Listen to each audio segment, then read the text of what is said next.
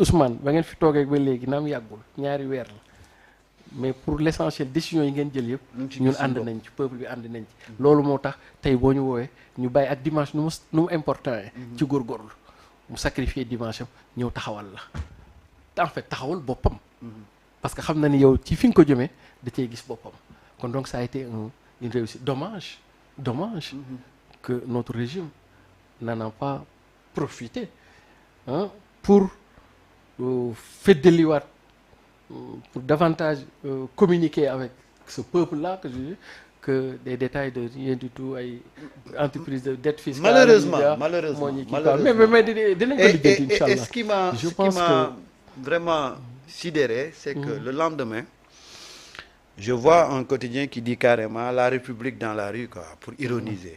Absolument, tout à fait. Non, mais bon, c'est de bonne question. Alors, tu sais, question de titre. Mais bon, c'est pas méchant. Donc yow li nga gis keroog ci dimanche bi.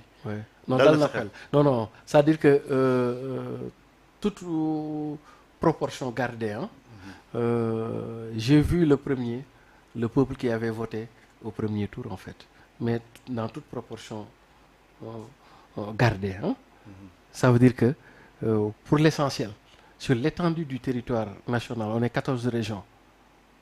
Jusqu'à présent, le régime en place a le soutien d'une bonne frange de la population. Et c'est ça qui est important. Mais il faut que la population comprendre quoi. Parce que non, c'est que pour moi, je peux imputer population. La population, je comprendre. Pour moi, la population est plus intelligente même que ses dirigeants. Comprends-moi? ñoom ñi ngi ak seen i nattukaay di toog di xool te kenn mënu leen manipuler est-ce que comprends nga te ay magum jëmm nañ li ñuy def xam nañ ko est-ce que comprends nga wax ji nag dana bari coow lu bari ak yooyu mais du tee bu pënd bi wuree ñoom xam nañu est-ce que comprends nga c'est au nom de xam boobu ñu xam ni ñi ngi ci yoon ñee dañuy ruube rek te loolu c'est de bonne guerre parce qu'on est aussi en politique grawul quoi amul problème. Alors très rarement laay gis Siré muy dem ba yéene nit ñu arrêté ko. Je vous ai vu dans la semaine bi ñu bindee ci affaire le général Kandé Siré dem na ba ne am na ñaari taskatu xibaar yoo xam dañ leen war a. non déglu. dañ leen war a déglu. pas arrêté dañ leen war a entendre. waaw entendre. Alors Siré nu jàngatee ce qui s'est passé autour de cette affaire-là. Mais bon xam nga olof de dina wax ni kasara gu gàtt moo gën kasara gu gudd. C'est vrai que en d'autres temps et en d'autres lieux peut-être on les aurait écoutés ou entendus. Mais je constate, pour le saluer d'abord d'ailleurs, que le gouvernement, je parlais même pas du gouvernement, mais la justice a pris de la hauteur sur cette affaire-là. Peut-être que la justice est dans la justesse. Et en étant dans le principe de justesse, je pense que la justice a fait preuve d'indulgence en considérant que peut-être c'était un glissement sémantique et que s'il y aurait une récidive de la même nature il se pourrait que la justice se saisisse de la chose. Moi, en tout cas, le politique avait estimé qu'on devait les entendre, on devait les écouter. Pourquoi? Oui, parce que je trouve que ce qu'ils avaient dit était extrêmement grave pour notre unité et notre cohésion. Mais comme la justice est sage, alors que le politique est bouillant par essence, la justice a fait preuve de sagesse. Ci li ñuy wax ci wolof xam ba ca te jàpp ni bu defee xam ba ca dawal indulgence bu guddi jotee seen njëganaay danañ waxtaan ak seen njëganaay du dëgg ba tax ni yu mel noone ñu bañ cee dugg.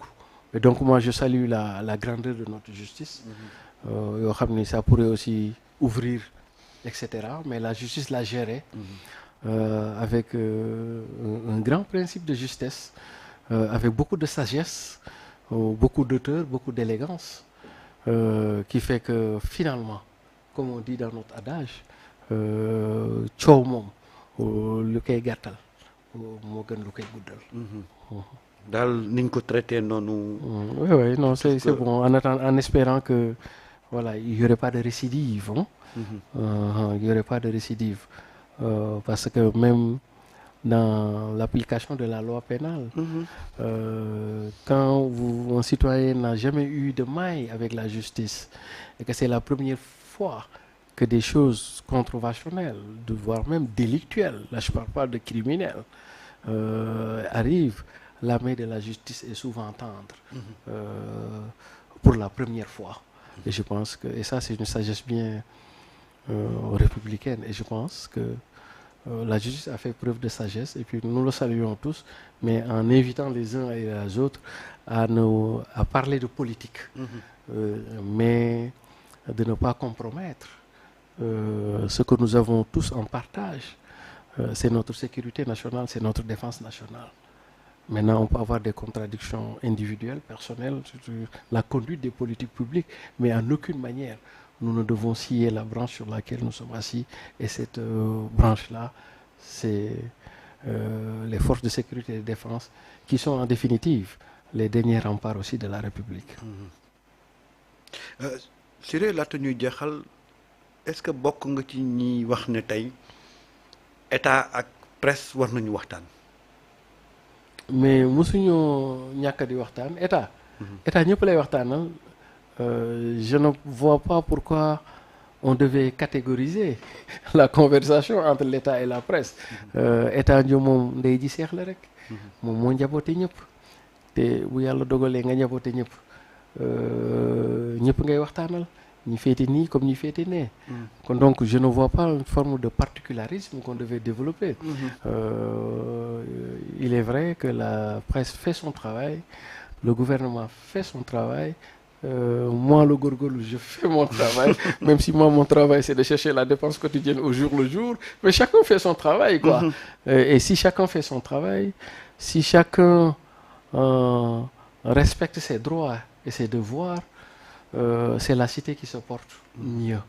Donc je ne vois pas de forme de catégorisation qu'on pourrait avoir. De la même manière que la presse, l'État doit parler avec la presse, devait parler avec les syndicats, les forces vives, la société civile, et les artistes, etc., etc. L'État, et de toute manière, l'État parle avec tout le monde. Et d'ailleurs, c'est pour ça que à chaque fois, à la fête du 1er mai, on dépose auprès du gouvernement ce qu'on appelle les cahiers de doléances. Et ce n'est pas pour rien que c'est parce que l'État a institué un dialogue permanent qu'on a institué des organismes de dialogue social. Hein. Donc l'État moom musul génn ci dialogue. État moom de tout temps et de tout lieu l'État moom day kii bi mais nag dafa fekk ne borom kër moom. li war président mooy état moo war borom kër. ndax borom kër de war nay joxe dépense te bu joxe dépense ñu bañ ko xeebal dépense am. du dëgg borom kër it ba ci état war nay wax li mu bëgg. te ci ñoomu ñilif jëm cee tegu te buy waxat li muy bëgg mu diisoo ceeg. ñoom ko war a wax. ndax dana tax yëf ya gën a yomb ci application yi. ñetteel bi nag war borom kër te war état mooy day dóore. ndax dóore tamit dimension éducation la. waaye dóor bi nag moo subtil. waaw ñenn ñi moom boo leen dee dóor da nga leen di teral. boo leen teralee rek dóor nga leen. comprendre nga. ñenn ñi boo leen dee dóor da ngay waxtaan ak ñoom. yedd leen. boo leen yeddee rek dóor nga leen. mais boo ci amee ñu dëgër bopp comme séeréer yi. foo nga génne waaw karawaas. foog nga génne karawaas xam nga voilà parce que loolu ci boobu la. waaw foog nga génne karawaas léegi état nag am na fu muy toll coono dana bëri lool mais foog muy génne karawaas waaw ndax ñett yi ci la réew di doxee ñett yi. ci la réew di doxee. muy ban ak ban ak ban. benn bi mooy kun. kun. kun. mooy le décret.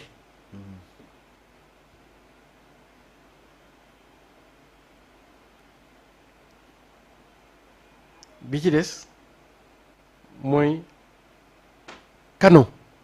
canon. mooy les forces de défense et de sécurité.